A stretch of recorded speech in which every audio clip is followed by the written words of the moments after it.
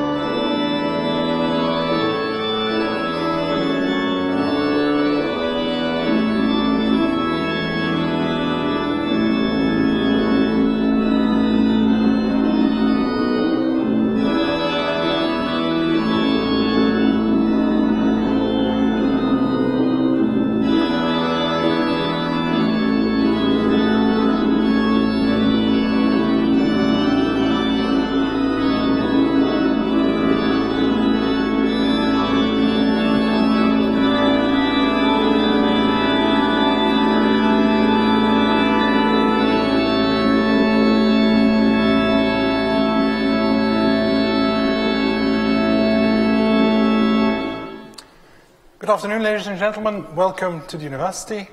I now declare this congregation open for the conferment of awards. Please be seated.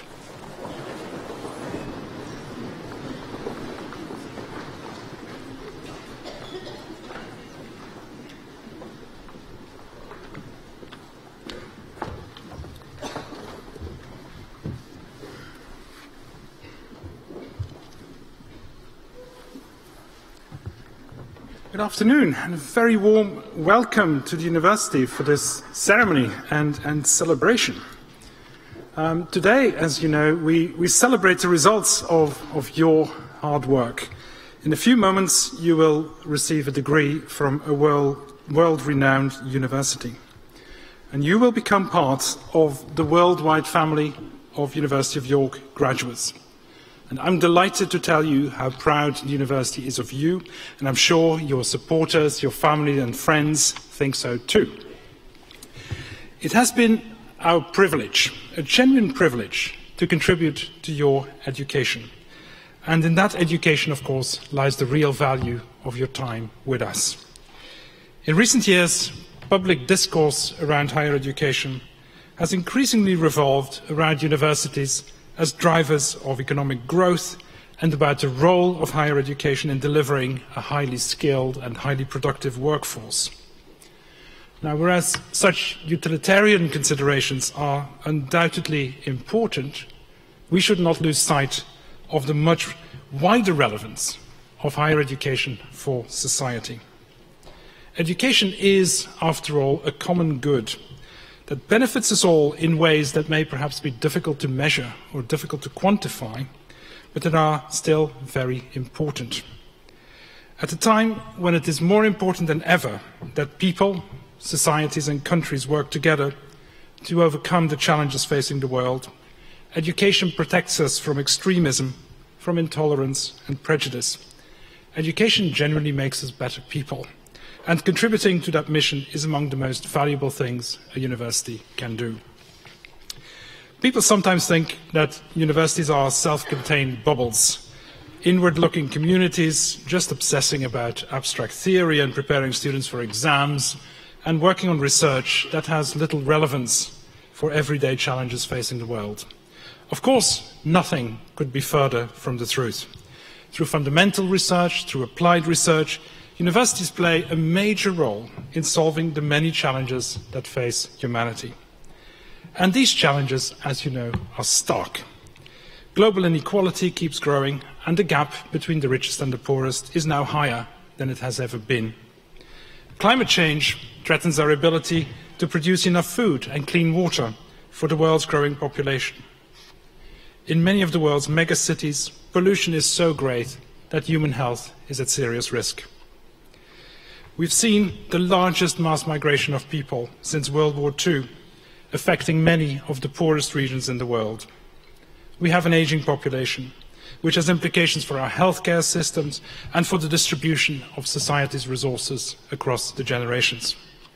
And at the same time, we see a rising distrust of evidence and expertise in policy making, a distrust that has led to the emergence of populism, targeting people who feel alienated and marginalized from society.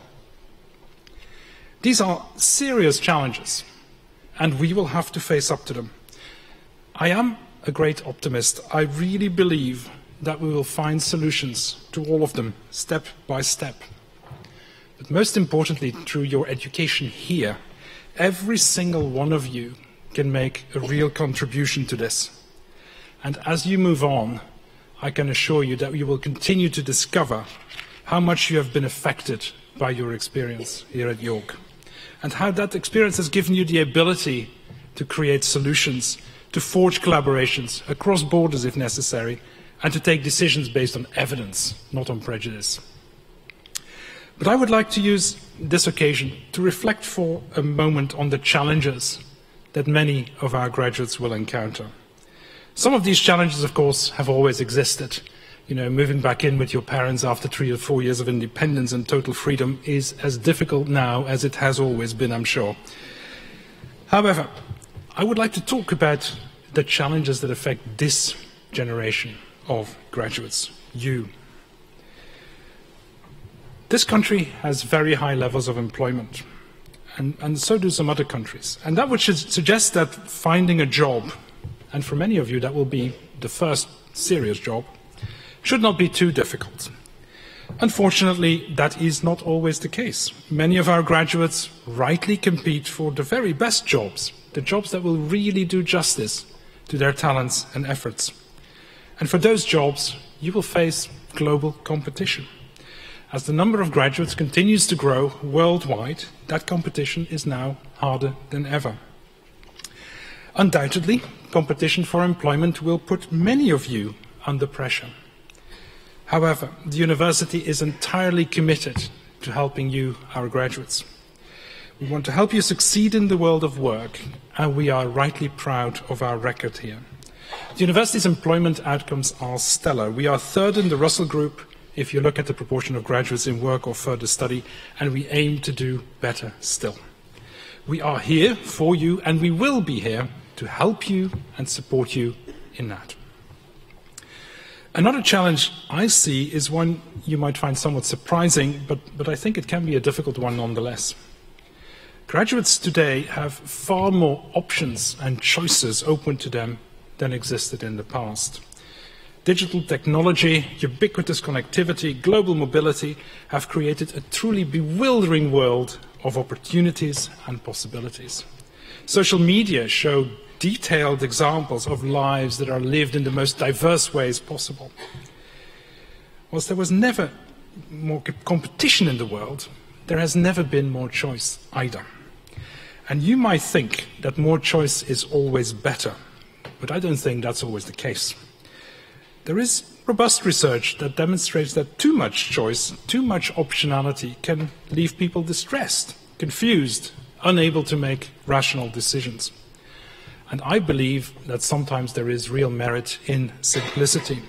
So I think, as a piece of personal advice, if you like, that it is important, therefore, that you try to simplify your space. Try to get real clarity for yourself about what your own objectives, your own ambitions could be. And that clarity, I'm sure, will help you decide what is right for you. So these are only two of the challenges that our graduates must face. There are many others, of course. So before we tolerate criticism of the current generation of 20-somethings or so, which most of you are, we should be mindful that your circumstances are very different from those faced by young people even only 10 or 15 years ago.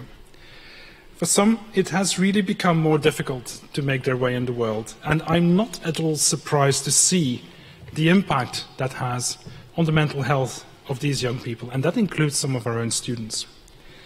My generation can and should do more to support you. And the question of fairness across the generations should be at the forefront of all national policy debates. Let's now return to our celebration. Since 1963, we have inspired more than 120,000 people, our graduates, to cross continents and embrace every imaginable job and profession. And now it is your turn to go out and explore new horizons. And as you do, I hope that you will carry with you some of the values that mean so much to us. We like to think that our graduates are special, not in what they can do or what they've learned, but in the kind of people they are. Kind people, compassionate people, with an interest in understanding the world, with an interest in making the world a better place to be. People with a sharp intellect and good moral judgment. And if you can be like that, then we will be incredibly proud of you. So from me and all my colleagues here at the university, many, many congratulations. Well done.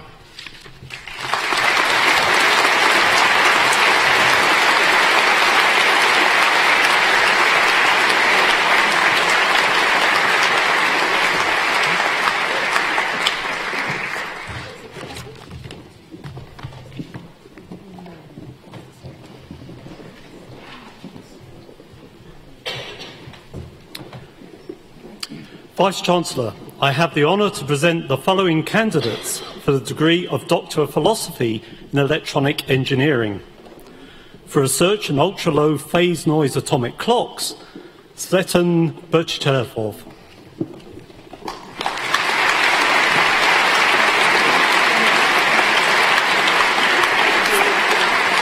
For research in performance evaluation of optimized PNC, Chung Chen.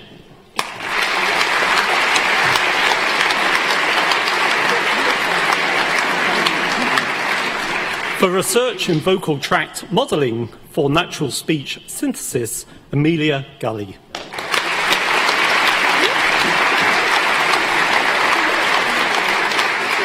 For research in image registration for sonar applications, Benjamin Henson.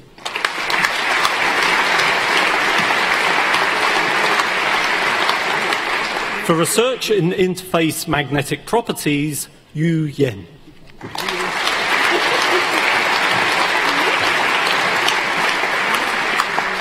For research in bioelectromagnetics, Zhaojin Sheng.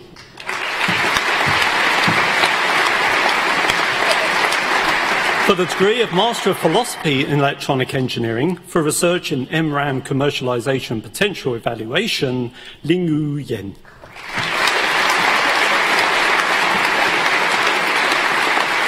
For the degree of Master of Science by Research in Music Technology, Charlotte Rougier.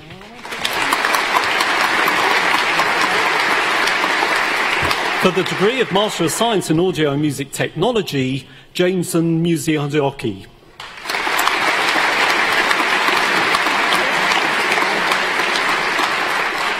For the degree of Master of Science in Engineering Management, Liange Chu.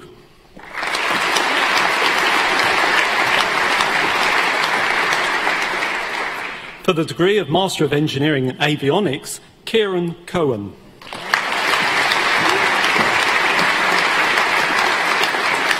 For the degree of Master of Engineering in Avionics with a year in industry, Amit Ramjali.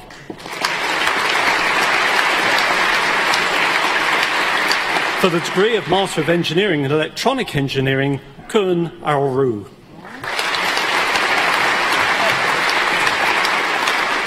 Oscar Bergman. Leo Holt. Michał Lijewski. Jane Rajput. For the degree of Master of Engineering in Electronic Engineering with a year in industry, Joseph Ingleby. David Snowden. Thomas Turner. For the degree of Master of Engineering in Electronic Engineering with Music Technology Systems, Paul Biella.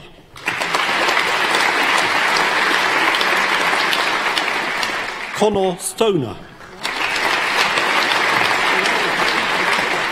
For the degree of Master of Engineering in Electronic Engineering with Music Technology Systems with a year in industry, Jason Loveridge.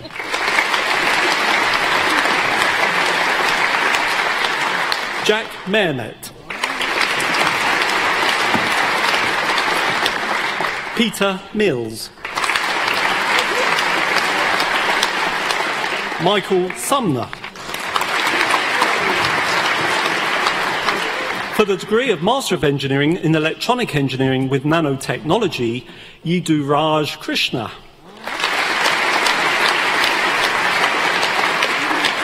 For the degree of Master of Engineering in Electronic Engineering with Nanotechnology with a year in industry, Jack Brown. For the degree of Master of Engineering in Electronic and Computer Engineering, Neil Leach. Adam Lett. For the degree of Master of Engineering in Electronic and Computer Engineering with a year in industry, Vlad Unuguru. For the degree of Bachelor of Engineering in Electronic Engineering, Matthew Bird. Matthew Barrow.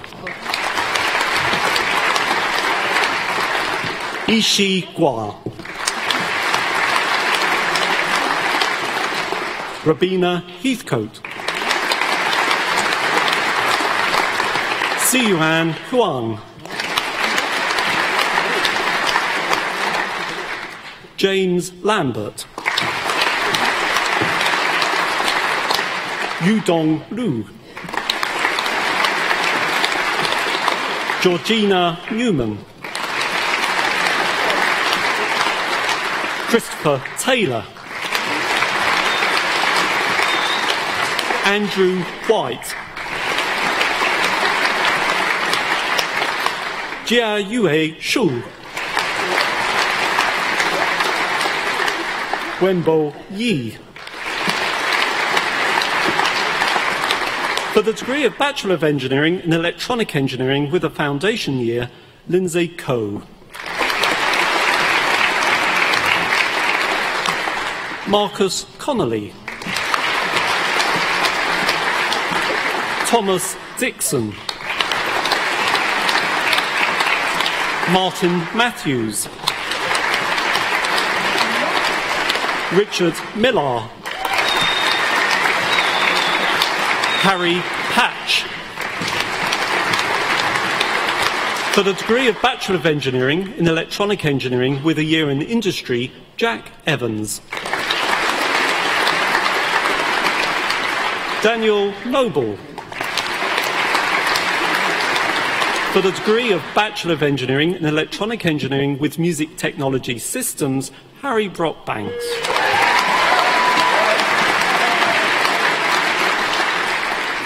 Runxiao Liu.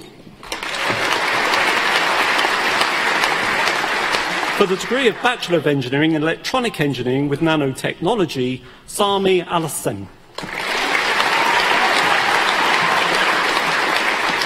Roshan Gandhi. Nathaniel Tai.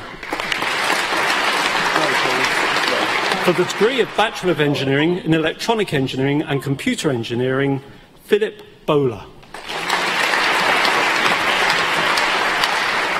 Joseph Bridges. Jonathan Oloyedi. Davidson Otobo. Kevin Shu. For the degree of Bachelor of Engineering in Electronic and Computer Engineering with a year in industry, Harry Dobson. James Swash. For the degree of Bachelor of Engineering in Electronics, Dami Aina. Simon Asur. Hongbu Wu. Jiapong Tung. For the degree of Bachelor of Engineering in Electronics with a year in industry, James Bonwick. For the degree of Bachelor of Engineering in Music Technology Systems, Jed Fulwell. For the degree of Bachelor of Science in Electronics, Oliver Appleyard-Keeling. Nelson Ortifor. Nicholas Menzel. For the degree of Bachelor of Science in Music Technology, Max Kari. Benjamin Gorn. Adi Keltish. Guy Matthews. Bernardas Picatus. Marco Ross.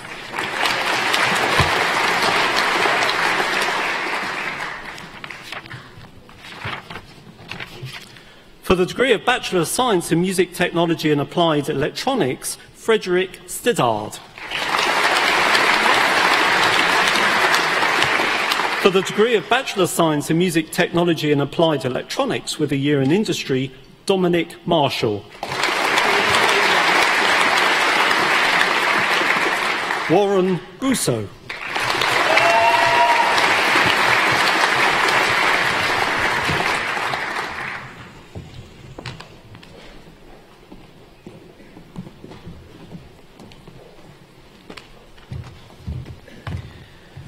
Ladies and gentlemen, Ensemble E Anonymi will perform Moondance by Van Morrison, arranged by George Clark, followed by Bridge Over Troubled Water by Simon and Garfunkel, arranged by Ellie Pybus.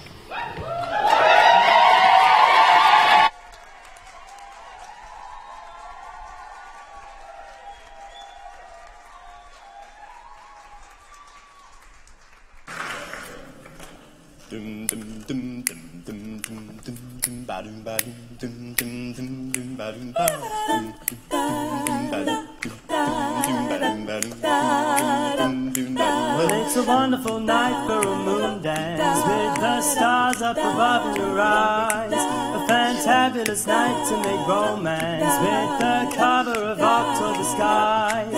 And the sound of the trees to the breezes, of the sound of the breezes that blow.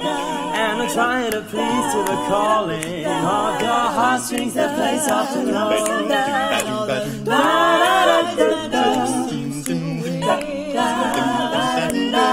The sun of the moon seems to shine on your blood. Can I just some more? My love, can I just some more?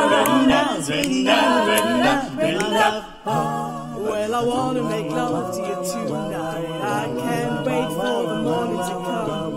And now I know now the time is just right. And straight into my arms you will run. And when you come, my heart will be waiting to make sure that you're there alone. There and then all my dreams will come true. There and then I will make you my own. When I touch you, and you just how much you can hide. Can I stop somebody's with love? Can I just make somebody's with love?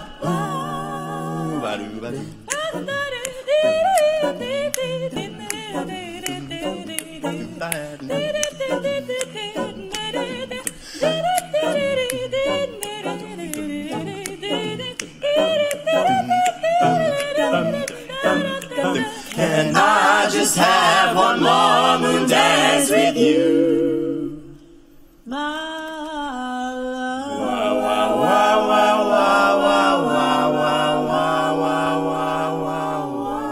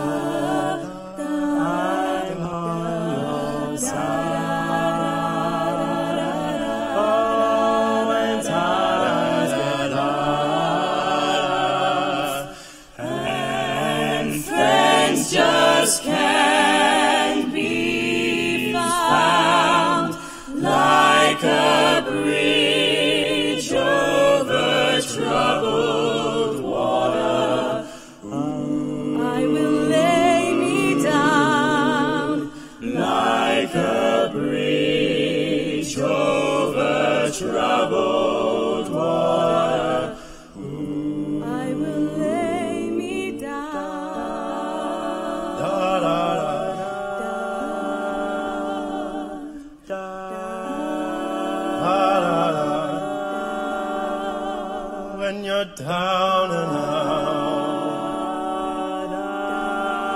When you're on the street, when evening falls so hard, I will comfort you. I'll take your part. Oh, when darkness comes and pain is all around, like a bridge over troubled water, I will lay me down like a bridge over troubled water. I will lay me down.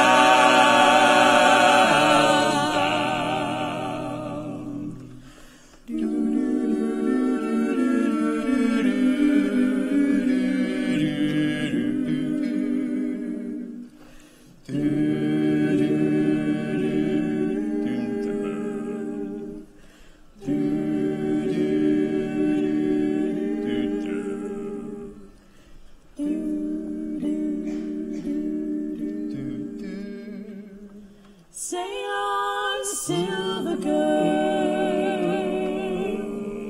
sail on by. Your time has come to shine. All your dreams are on their way. See how they shine.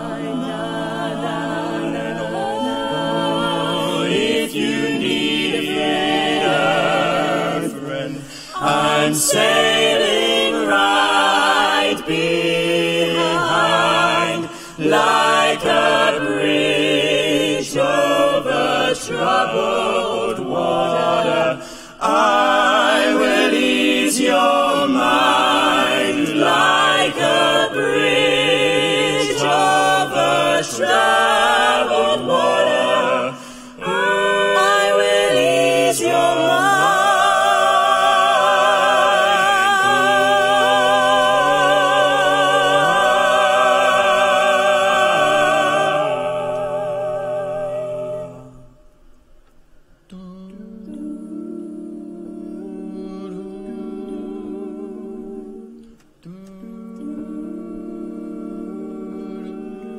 I will ease your mind.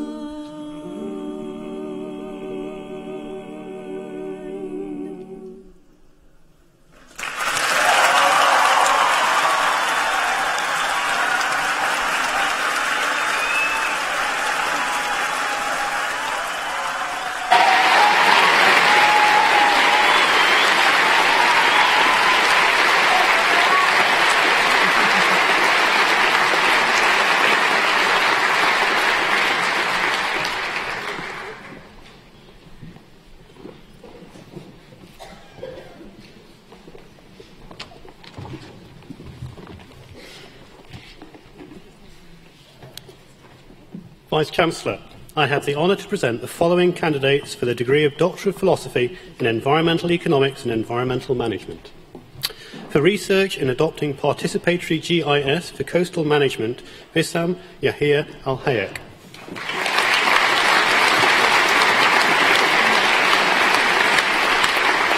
For research in European energy transitions during austerity, Jan Justus Andreas.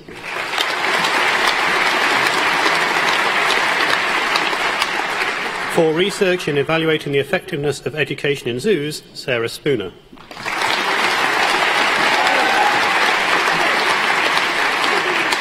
For the degree of Doctor of Philosophy in Environmental Science, for research in assessing air pollution from transport in Africa, Adriana Bandi.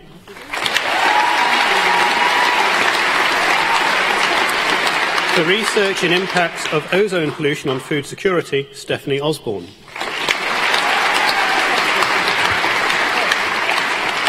For the degree of Doctor of Philosophy in Health and Environment, for research in investigating freshwater blue space and well-being, Jean de Bell.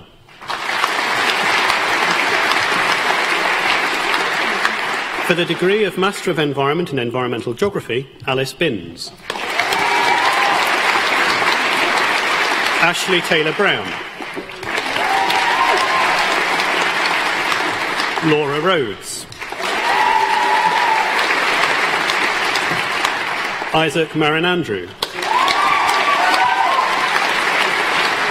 Jack Martin. Ella Parker.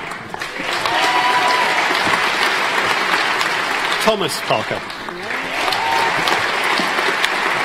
Jessica Prest. Francesca Quell. Tarika Rhodes. Isabella Shallop. Eloise Tilbrook. Eleanor Wendell.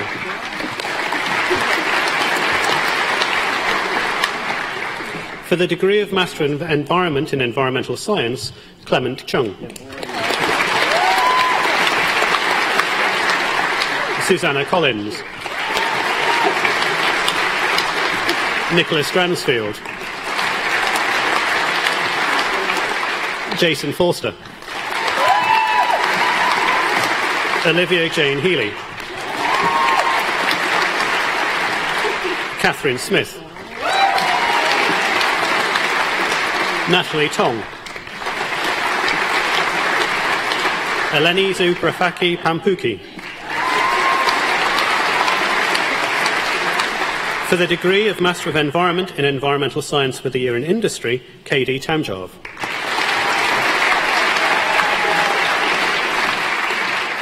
For the degree of Bachelor of Arts in Human Geography and Environment, Elsie Arthurton.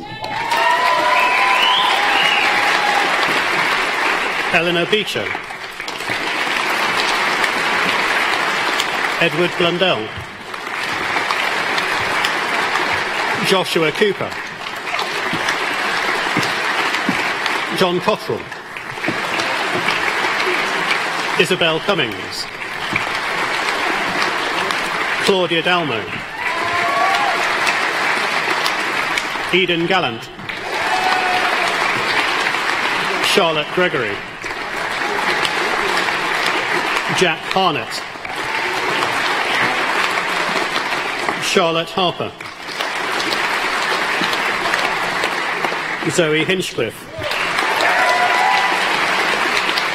Sophie Hodgson. Joel Hughes. William Lawrence. Rebecca Lee. Tedrick Leon. Daniel Lyons. Emily Nathan. Ellie Nightingale. Ruth Smedley. Amber Sned. Ashley Stevenson. Thomas Turner. Olivia Wells. Pippa Winship. For the degree of Bachelor of Science in Environment, Economics and Ecology, Alexander Appleby. Lewis Chatfield. Sophie Elmhurst. Alexander Johnson. Benjamin Laverick. Eruchi Opera. Isabella Origi Campos. Jake Senior. Benjamin Swinton. Christopher Wilby. Zeke Zhu. For the degree of Bachelor of Science in Environmental Geography, Phoebe Beetham. Thomas Beresford Smart. Connie Bowl. Georgia Burdham. Ben Butler. Joseph Cahill. Madeline Rose Costello. Emma Dalgleish. Kate Dickinson. Isabella Hagan. Elsie Hargate. Emily Harrison. Elliot Hart. Charlotte Langford. Oliver Loveday Lovell. Alexander Lynott. David Martin. Patrick McDarby. Catriona Miller. Laura Milson. Sarah Robinson. William Robinson. Tian Shirley. Laura Smith. Lauren Topping.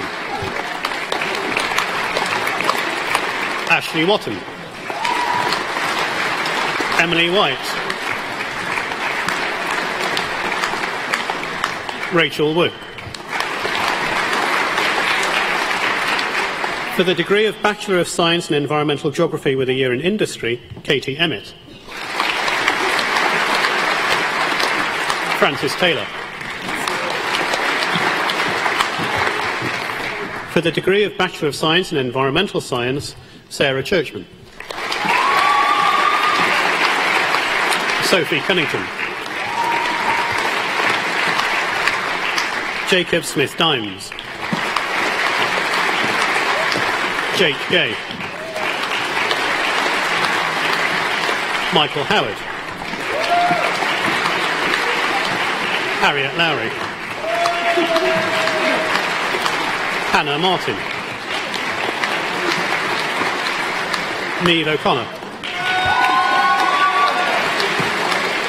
William Feasy. Jacob Sadler. Jigak Su. William Trott. Melanie Wildey. For the degree of Bachelor of Science in Environmental Science with a year in Industry, Ergen Bay.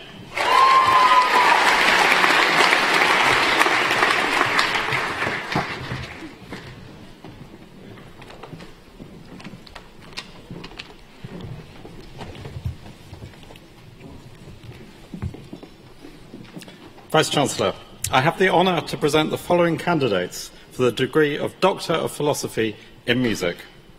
For research in the revisionist history of the British viola virtuosity, Victoria Banaf.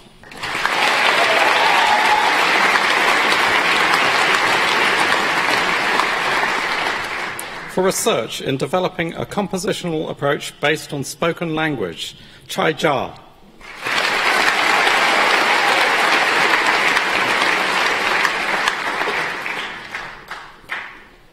For research in a practice-based PhD in writing new classical music, Patrick Jones.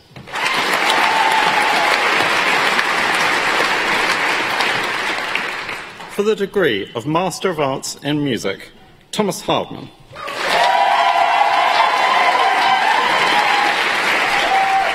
For the degree of Master of Arts in Music Education, Instrumental and Vocal Teaching, Catherine Wood.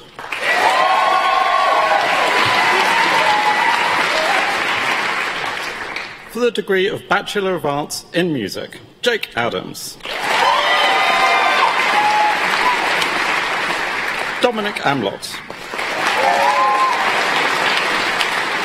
Stephen Balfour. William Bernardo. Andrew Blackwell.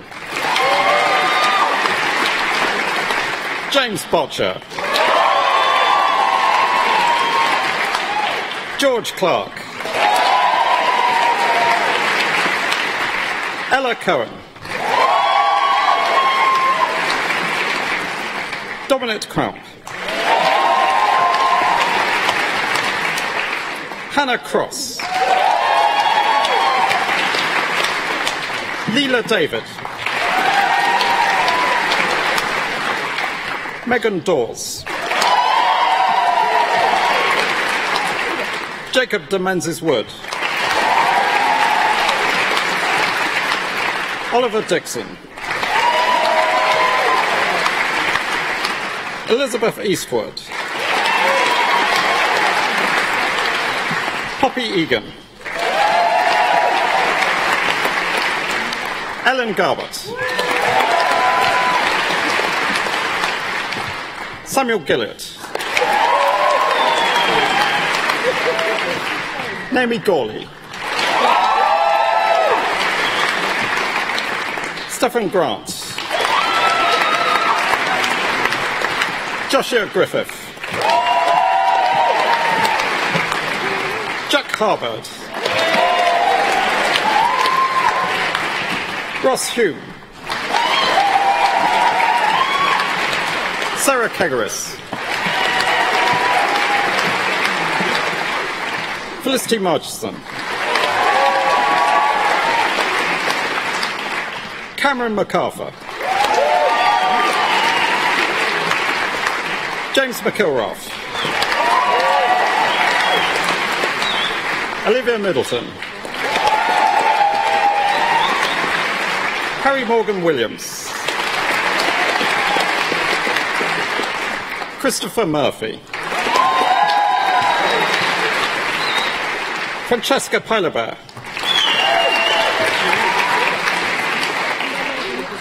Stefan Petritsky. Amy Pezet. Elizabeth Fippard. Ailey Pollard. Victoria Price. Eleanor Pybus. Sarah Curray. Tobias Randall Paley. Harriet Sasada. Alison Scott. Rebecca Seaton. Emily Sullivan. Jan Tan.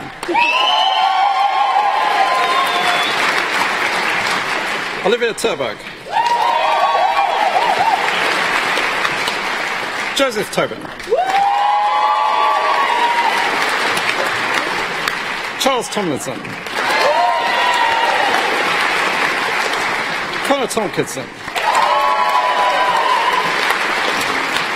Jenny Whittaker. Catherine Williams.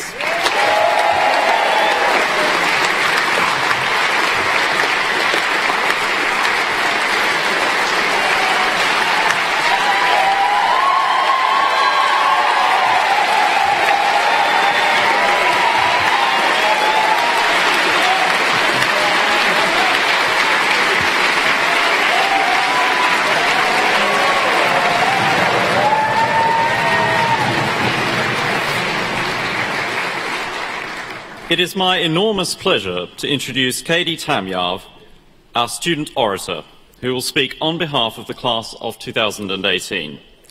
Our student orators have been invited to speak in recognition of their hard work on behalf of the student community and commitment to their studies. Our speakers have pursued the most enriching experience they could during their time at the University of York, as well as giving back to their community. On behalf of the class of 2018, I give you Katie Tamyov.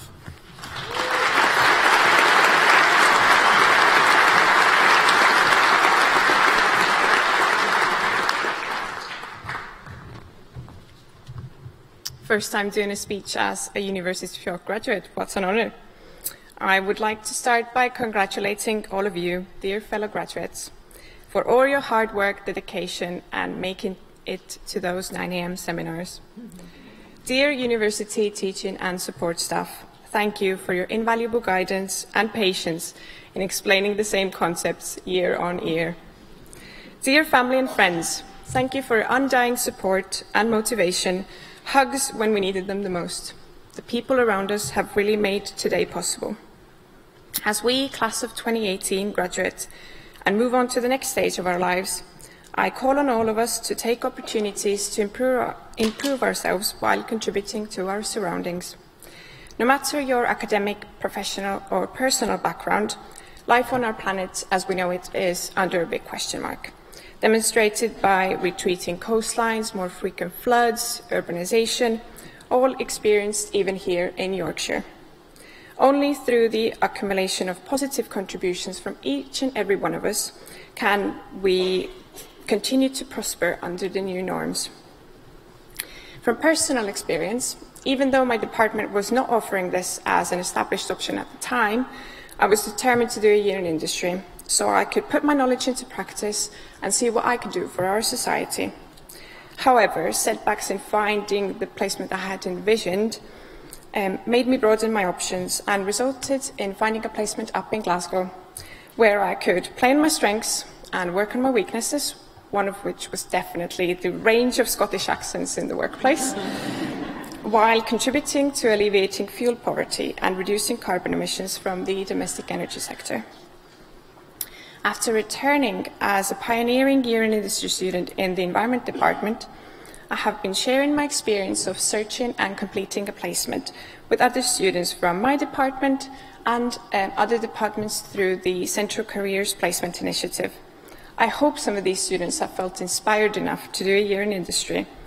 Now, they could apply their strong academic background and global awareness that they've got from doing their time at York.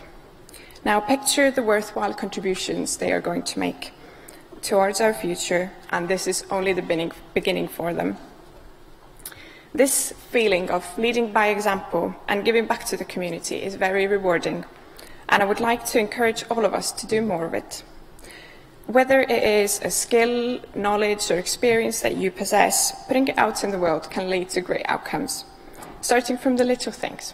For example, if all of us here opted not to buy one single-use plastic water bottle, that is 30 kilograms of plastic saved and nearly 200 kilograms of carbon saved. But if all of us tell a friend and they do the same, that doubles the positive impact, not to mention the effect of positive actions becoming habits. They say focus on the here and now, but I'd say let's consider the then and there in our actions. Let's find the things we're passionate about and that contribute towards the environmental, economic and social balance of our planet. Let's envision our goals as mountains, big or small, and conquer them. Not just for our own personal development and satisfaction, but also everybody's future. This way, the pride and sense of accomplishment we all feel today, graduates, supporters and staff alike, can be replicated every day, week and year. Even if just some of us here take the idea of continuing to exceed ourselves after our time at York and using our skills and knowledge to contribute towards the future of our ever-changing world, imagine the power of each positive action adding up. It is unstoppable. Thank you.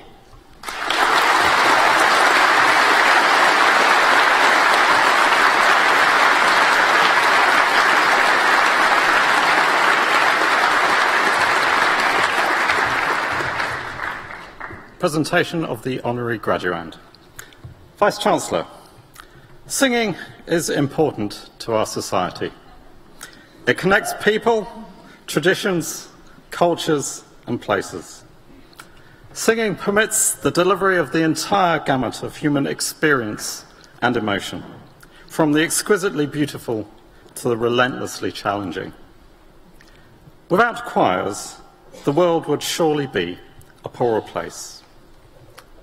Long before popular culture rediscovered singing in the form of TV choirs and competitions, Stephen Clearbury, CBE, our honorary graduate today, worked on a daily basis to deliver choral musical excellence and the best practical musical education to those under his direction. This combination of practicality and critical evaluation is something that we also value highly here at York. Stephen is no stranger to TV, recording and the media, and his yearly broadcast of a festival of 9 lessons and carols from King's College, Cambridge, was a highly popular feature of national network programming, attracting audiences in the tens of millions. Stephen has championed the future as well as tradition, recording challenging 20th century music alongside historical works on recording labels such as EMI and Decca. These recordings display a characteristic accuracy and devotion to detail that is uniquely Clearbury. A quote from a concert review held in Hong Kong in August 2016 says it all. The restrained and precise but passionate leadership of Stephen Clearbury, one of the world's most highly regarded choral directors, always kept the music itself centre stage. In a world where celebrity musicianship dominates, Stephen Clearbury's personally modest yet high-achieving approach should not go unnoticed. Achieving such musical transparency in performance is rare. As a student, I surreptitiously sat in on some of Stephen's rehearsals at King's in the 1990s. Sorry about that. Lodged in my memory was not just how poised the singing was, but how it seemed as if the whole building, including the magnificent reverberation, appeared to be part of the performance as well. How did he do this? Only later did I learn that this type of control requires considerable expertise and a detailed understanding of how each member of a choir produces their sound. That expertise and care for the individual carried over into Clearbury's work with the BBC Singers, where he was chief conductor from 1995 to 2007. During this time, he recorded many works to critical acclaim, including music from Bach, Ives, Giles Swain, and Robin Holloway. Clearbury is hard to pigeonhole. In all cases, his work has engaged with absolute excellence as performance, as organist, director, choirmaster, orchestral conductor, and educator. Through these activities, spanning a lifetime of achievement, he has maintained an informed, individual style without mannerism or effect. His musicianship will surely have great longevity as a result. Vice-Chancellor, for his outstanding contribution to the world of choral singing, it is my great pleasure to present Stephen Clearbury for the degree of Doctor of the University, honoris causa.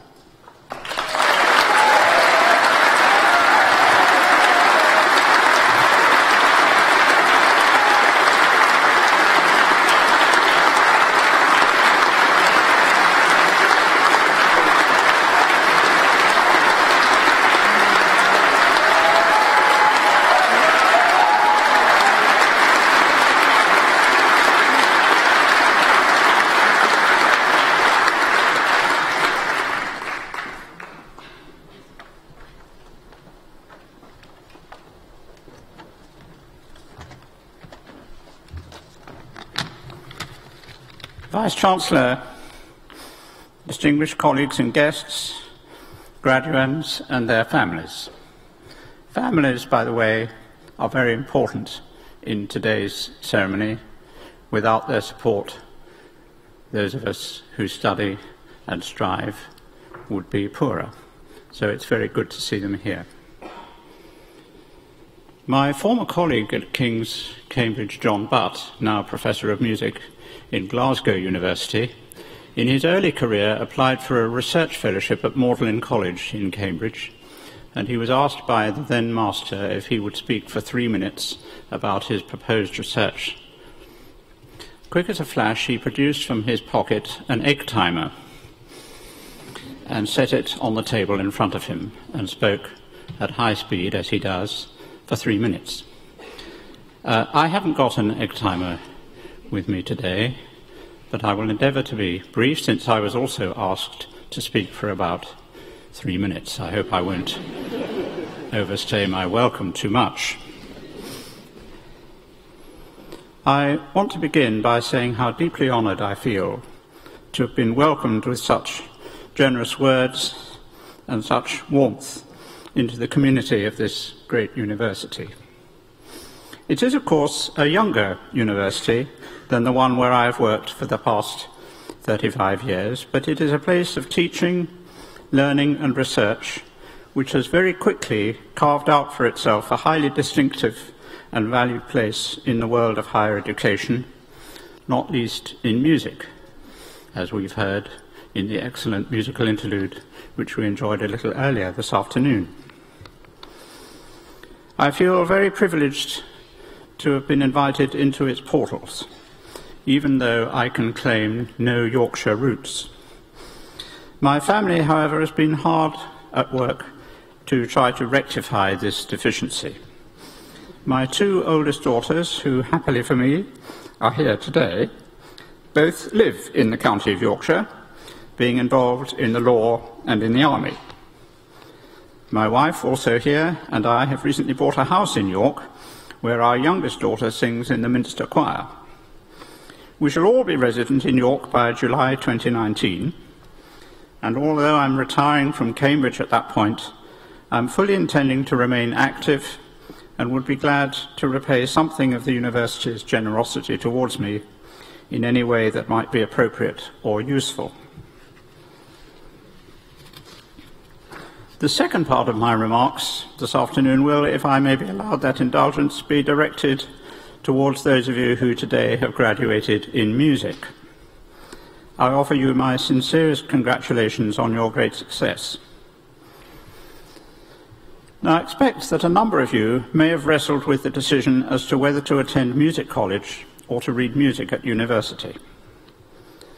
It will not surprise you to know that I think you made the right choice to come here. I say this for at least 2 reasons. Firstly, there is a right and proper place in the curriculum here for practical music making of a high standard.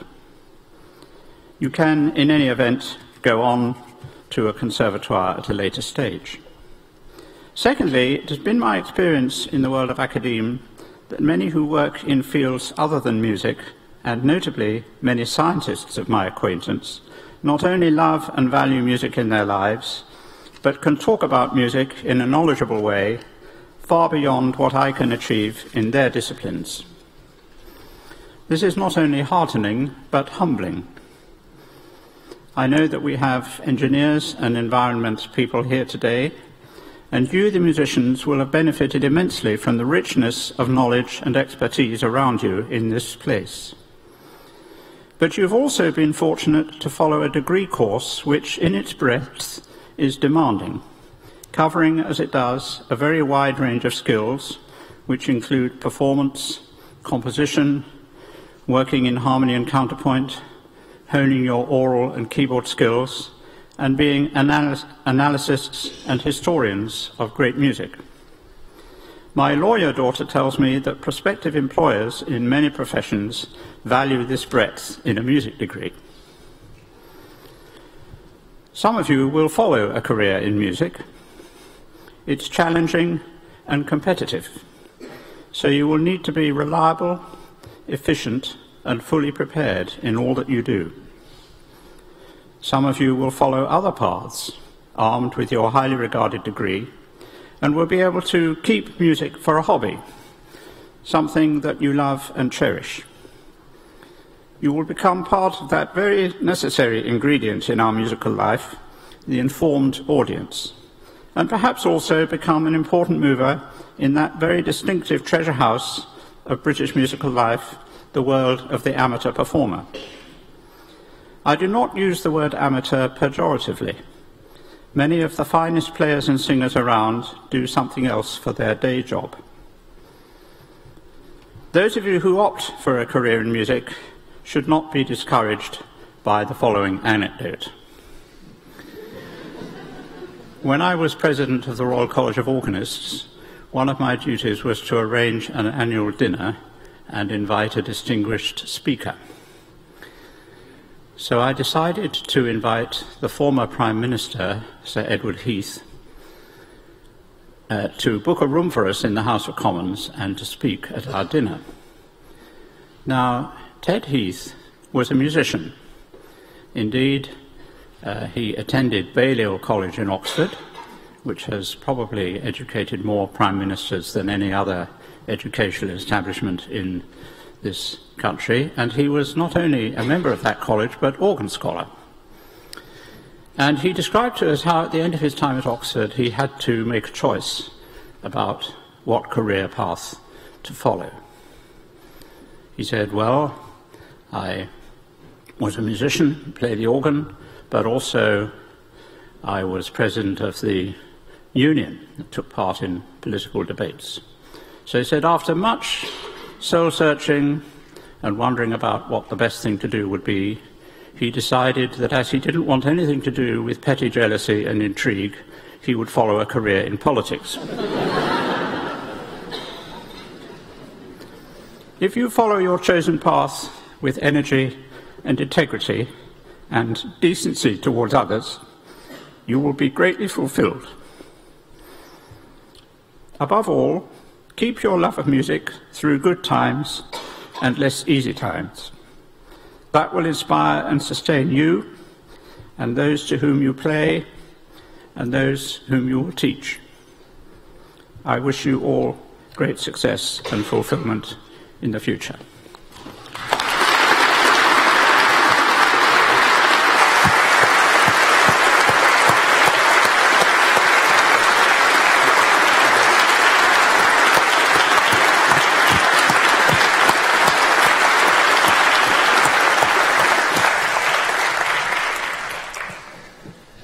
The ceremony is drawing to a close, but there's one important task to do still. May I ask all our guests, not the graduates, just our guests, to please stand.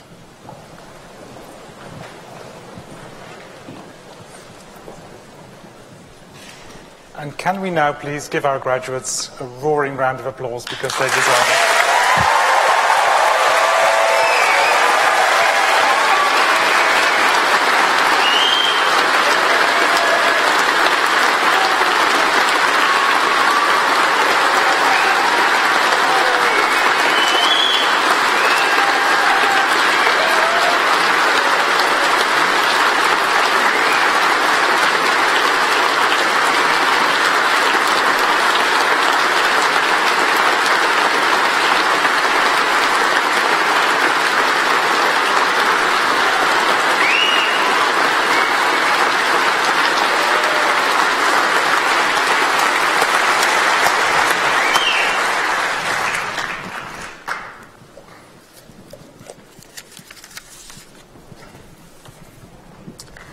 Graduates, please stand.